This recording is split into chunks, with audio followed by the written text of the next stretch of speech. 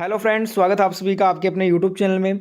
SSC GD की last 10 दिनों में सबसे ज़बरदस्त तैयारी आपको करवाई जाएगी इस चैनल पे। तो जिन्होंने भी अभी तक चैनल को सब्सक्राइब नहीं किया है तो फटाफट से एक साथ चैनल को सब्सक्राइब कर लीजिए और बेल आइकन को भी ऑन कर लीजिए अगर आपको एसएससी जीडी की अंतिम 10 दिनों में सबसे अच्छी तैयारी करनी है। तो आज के वीडियो में आपके लिए टॉप 40 जीके जीएस के प्रश्न लेकर आए हैं और ये प्रश्न अगर आपने नहीं पढ़ा है तो आपने समझे कुछ भी नहीं पढ़ा है, क्योंकि इन 40 क्वेश्चन का आप लेवल देखिएगा, लेवल बिल्कुल मैच करता है एसएससी जीडी के प्रीवियस एग्जाम्स के लेवल से। तो ये प्रश्न आपके लिए मस्ट डू है एग्जाम से पहले करना।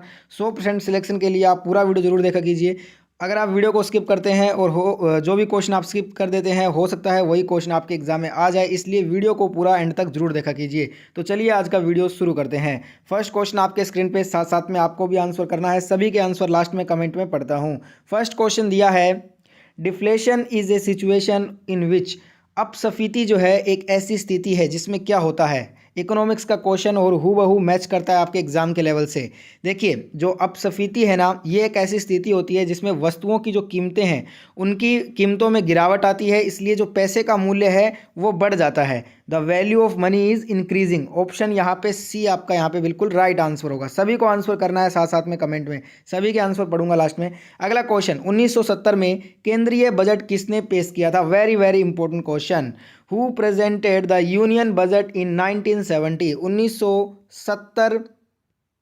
देखिए, 1970 और 71 में जो है ना, फर्स्ट फीमेल फाइनेंस मिनिस्टर थी इंदिरा गांधी जी, इसलिए इन्होंने ही, इंदिरा गांधी जी ने ही 1970 में केंद्रीय बजट को पेश किया था। तो राइट आंसर क्या होगा? ऑप्शन सी हो जाएगा। और ध्यान रखिएगा, ये भारत की प्रथम महिला वित्त मंत्री भी हैं। अगला क्वेश्चन देखिए, लोकतंत्र में सबसे महत्वपूर्ण प्रणाली कौन सी होती है? Which is the most important system in democracy? लोकतंत्र में काफ़ी प्रणालियां हैं जिसमें जो सबसे इम्पोर्टेंट है वो पॉलिटिकल होता है। राजनीतिक जो प्रणाली है ये सबसे महत्वपूर्ण है, क्योंकि इसमें हमें आज़ादी होती है कि हम कोई सी भी राजनीतिक पार्टी चुन सकते हैं। ऑप्शन यहाँ पे बी आपका यहाँ पे राइट आंसर हो जाएगा। ठीक है, नेक्स्ट क्वेश्चन देखते हैं। What is the system of local self government in the Panchayati Raj setup? Panchayati Raj में स्थानीय स्वशासन की व्यवस्था क्या है? तो पंचायती राज जो व्यवस्था है, इसमें जो स्थानीय स्वशासन की जो व्यवस्था है ना, वो त्रिस्तरीय कहलाती है। गांव पे है, ब्लॉक स्तर पे भी है और जिला स्तर पे भी है, इसलिए इसको त्रिस्तरीय बोलते हैं। ठीक है, तो ऑप्शन बी यहाँ पे आपका राइट आंसर होगा। वीडियो में आगे बढ़ूँ उससे पहले बता दूं, जिन्होंने भी अभी तक इस सेशन को लाइक नहीं किया है तो जितने भी लोग वीडियो देख रहे हैं एक साथ वीडियो को लाइक कर दें और शेयर कर दें अपने सभी दोस्तों तक वीडियो पहुंचाने के लिए। और ऐसा वीडियो रोजाना सबसे पहले देखने के लिए चैनल को आप जरूर सब्सक्राइब करके बेल आइकन ऑन कर लीजिए रोजाना वीडियो देखने के लिए। अगला क्वेश्चन, गांधी जी ने असहयोग आंदोलन वापस क्यों लिया था? Gandhi ji withdrew the non cooperation movement due to Chaura Chauri incident. जो चोरा चोरी कांड हुआ था 1922 में, इसके बाद गांधी जी ने तुरंत असहयोग आंदोलन को वापस ले लिया था। ऑप्शन ए राइट आंसर होगा। असहयोग आंदोलन शुरू हुआ था 1920 में, इसे वापस लिया गया 1922 में। अगला क्वेश्चन, निम्नलिखित में से कौन सा राजवंश मौर्यों के उत्तराधिकारी बने थे बाद में जाकर? देखिए, which of the following dynasty succeed the Mauryas? जो राजवंश जो मौर्यों के उत्तराधिकारी बने बाद में जाकर, वो थे शुंग वंश। ऑप्शन बी राइट आंसर होगा। शुंग वंश जो है यही मौर्य के उत्तराधिकारी थे। ऑप्शन बी राइट आंसर होगा। अगला क्वेश्चन, निम्नलिखित में से कौन बौद्ध धर्म के 8 गुना पथ में शामिल नहीं है? Very very important question. Which one of the following is not included in the 8 fold path of Buddhism? अब यहाँ पे सम्यक वचन, सम्यक संकल्प और सम्यक आचरण, ये तीनों तो आता है बौद्ध धर्म के 8 गुना पथ में, पर जो राइट डिजायर है, सम्यक इच्छा, ये जो है वो बौद्ध धर्म के 8 गुना पथ में शामिल नहीं है। यही हमें बताना था। ऑप्शन सी राइट आंसर होगा। अगला क्वेश्चन देखिए, असंभव शब्द मूर्खों के शब्दकोश में पाया जाता है, ये किसका प्रसिद्ध उद्धरण था? The word impossible is found in the dictionary of fools was the famous quote of Napoleon Bonaparte. ये फ्रांस के नेपोलियन बोनापार्ट का जो है ना फेमस कोट था। ऑप्शन डी राइट आंसर होगा। अगला क्वेश्चन, स्टेनलेस स्टील के उत्पादन के लिए लोहे के साथ प्रयोग की जाती है जो महत्वपूर्ण धातु है उसका नाम बताना है। The important metal used with iron to produce stainless steel is, तो ये है क्रोमियम। स्टेनलेस स्टील उत्पादन करना है तो लोहे के साथ हमें प्रयोग करना होगा क्रोमियम का। ऑप्शन बी राइट आंसर होगा इस क्वेश्चन का। अगला क्वेश्चन देखिए, approximately life span of parrot is, जो अप्रोक्सीमेट लाइफ स्पैन पूछा है आपसे पैरेट का, तोते का अनुमानित जीवन काल। अब यहाँ पे भी कंफ्यूज होते हैं। एक होता है आपका स्मॉल पैरेट, जिसे रेगुलर पैरेट भी बोलते हैं, उसका तो जीवन काल जो होता है वो होता है 20 साल। और एक बिग पैरेट होता है जिसका 80 साल तक होता है, ठीक है, जो कि रेगुलर पैरेट में नहीं आता है। तो यहाँ पे हमसे जो है ना स्मॉल या बिग नहीं दिया है क्वेश्चन में, तो इसे हम रेगुलर मान के चलेंगे। तो रेगुलर का मैंने आपको भी कहा, स्मॉल को पैरेट को ही रेगुलर पैरेट कहते हैं, तो 20 साल आपका राइट आंसर होगा। अगला क्वेश्चन, टेंडन और लिगामेंट क्या होता है? टेंडन्स एंड लिगामेंट्स आर, तो ये क्या है? कनेक्टिव टिश्यूज़ हैं, संयोजी उत्तक। ऑप्शन ए राइट आंसर हो जाएगा। अगला क्वेश्चन, एक यौगिक सूक्ष्मदर्शी क्या होता है? What is a compound microscope? एक माइक्रोस्कोप जिसमें लेंस के 2 सेट होते हैं, एक ओक्यूलर लेंस और एक एपिस, ये क्या होते हैं? यौगिक सूक्ष्मदर्शी हैं। ऑप्शन बी जो है आपका यहाँ पे बिल्कुल राइट आंसर होगा, ठीक है। अगला क्वेश्चन देखिए, the speed of light in air is, हवा में प्रकाश की गति कितनी होती है? वेरी इंपॉर्टेंट, 3 × 10⁸ मीटर पर सेकेंड। तो यहाँ पे ए राइट आंसर होगा।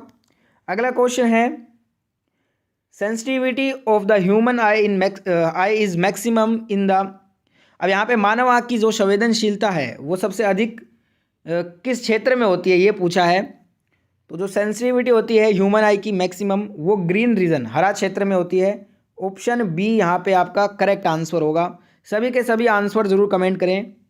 अगला क्वेश्चन, जल में क्या पाए जाने पर उसे भारी जल कहा जाता है? Heavy water is so called because it contains heavy isotope of hydrogen. Hydrogen का भारी जो समस्थानिक होता है ना, उसके पाए जाने से है उसे हम भारी जल कहते हैं। अगर जल में हाइड्रोजन का भारी समस्थानिक मौजूद है उसमें, तो उसे हम भारी जल कहेंगे। और भारी जल का सूत्र आपको पता है D2O होता है। अगला क्वेश्चन देखिए, glass is soluble in, glass घुलनशील होता है। ये आपका हाइड्रोफ्लोरिक एसिड में जो है वो घुलनशील होता है। ऑप्शन डी राइट आंसर हो जाएगा। अगला question, a collection of HTML pages makes up the dash. HTML पृष्ठों का एक संग्रह है, क्या बनाता है? सबसे पहले तो HTML का फुल फॉर्म क्या होता है? Hyper text markup language. Very important है, फुल फॉर्म याद कर लेना, बहुत बार पूछा गया है। और HTML पृष्ठों का जो एक संग्रह है ना, वो www वर्ल्ड वाइड वेब इसका निर्माण करता है। ऑप्शन सी राइट आंसर होगा। अगला question, acid rain is caused by, अम्ल वर्षा किसके कारण होती है? बहुत ही इंपॉर्टेंट क्वेश्चन है, एग्जाम में बहुत बार आया है। तो ये होती है सोडियम डाइऑक्साइड और सल्फर डाइऑक्साइड के कारण। तो यहाँ पे राइट आंसर क्या हो जाएगा? सॉरी मैंने सोडियम बोल दिया, सल्फर डाइऑक्साइड और nitrogen dioxide. Option D correct answer होगा इस क्वेश्चन का। अगला क्वेश्चन देखिए, मानव छाती की ऊंचाई से 30 सेंटीमीटर या अधिक परिधि वाले पौधे की पहचान के रूप में की जाती है।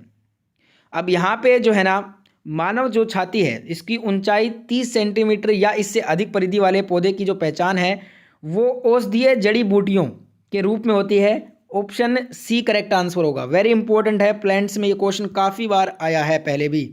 अगला क्वेश्चन देखिए, the river known as Padma in Bangladesh is, Bangladesh में पद्मा के नाम से जाना किस नदी को जाना जाता है? तो पद्मा के नाम से गंगा नदी जानी जाती है। ऑप्शन बी राइट आंसर होगा, बांग्लादेश में। अगला क्वेश्चन, ज्वारीय वन मुख्य रूप से मैंग्रोव वनस्पतियों से युक्त पाए जाते हैं। जो ज्वारीय वन है ये मुख्य रूप से सुंदरवन डेल्टा मैंग्रोव वनस्पतियों से युक्त पाए जाते हैं। ऑप्शन सी करेक्ट आंसर होगा। अगला क्वेश्चन है, त्वचा काटने वाले मच्छर के पैर चलन अंग के रूप में होते हैं, कितने होते हैं वो बताना है, पेयर्स के रूप में बताना है हमें। तो टोटल इसमें जो पैर होते हैं वो 6 होते हैं, जिन्हें हम 3 पेयर्स में बांटेंगे, 3 जोड़े के रूप में। ऑप्शन बी राइट आंसर होगा। अगला क्वेश्चन देखिए, for the first time Commonwealth games were play during 1930 इन 1930 के दौरान पहली बार राष्ट्रमंडल खेल कहाँ खेले गए थे? तो ये खेले गए थे कनाडा में। और इस खेल में टोटल 11 देशों ने भाग लिया, जिनमें 400 खिलाड़ी शामिल थे। ठीक है, और ये पहले राष्ट्रमंडल खेल की बात हो रही है। ऑप्शन बी राइट आंसर है। अगला क्वेश्चन देखिए, पाकिस्तानी जनरल नाम बताना है उसका जिसने अपने देश में वर्ष 1999 में सैन्य शासन को लागू किया था। तो ये है परवेज मुशर्रफ। तो परवेज मुशर्रफ जो है ये 2001 से ये 8 तक जो है ना राष्ट्रपति थे पाकिस्तान के। और इन्होंने अपने देश में 1999 में सैन्य शासन मिलिट्री जो है ना वो लगा दिया था, मिलिट्री रूल। तो राइट आंसर ऑप्शन डी हो जाएगा, परवेज मुशर्रफ। अगला क्वेश्चन है, बनारस हिंदू विश्वविद्यालय की स्थापना किसके द्वारा की गई थी? The Banaras Hindu university was founded by. तो ये बात 1916 की है, 1916 में 1916 में इसका जो है ना स्थापना हुआ था और पंडित मदन मोहन मालवीय के द्वारा इसकी स्थापना की गई थी। ऑप्शन डी राइट आंसर होगा। अगला क्वेश्चन देखिए, Ag एक महंगी मुलायम सफ़ेद और चमकदार धातु का रासायनिक प्रतीक है जिसे आमतौर पर किसके रूप में जाना जाता है? Ag सबको पता होगा, चांदी को बोलते हैं, silver. Option D right answer होगा। और ये विद्युत का सबसे अच्छा चालक भी है, ध्यान रखिएगा। वीडियो अच्छा लग रहा है तो लाइक शेयर जरूर करें वीडियो को। अगला question, who among the following is a famous singer of Hindustani classical music? निम्नलिखित में से कौन हिंदुस्तानी शास्त्रीय संगीत का प्रसिद्ध गायक है? तो ये है Shubha Mudgal. Option A right answer होगा। अगला क्वेश्चन, कानून के एक निश्चित निर्णय को रोकने के लिए किसी व्यक्ति, पार्टी या राष्ट्र का अधिकार कहा जाता है, इसे क्या कहेंगे? The right of a person, party और nation to stop a certain decision for a law is called, इसे बोलेंगे veto power. Option C right answer होगा। अगला क्वेश्चन देखिए, भारत की पहली महिला मुख्य चुनाव आयुक्त कौन थी? Who was the first women chief election commissioner of India? तो ये थी रमा देवी। रमा देवी ये भारत की पहली महिला मुख्य चुनाव आयुक्त थी। अभी हमने पढ़ा था भारत की पहली महिला वित्त मंत्री जो कि इंदिरा गांधी थी, जिन्होंने 1970 का यूनियन बजट भी पेश किया था। अगला क्वेश्चन देखिए,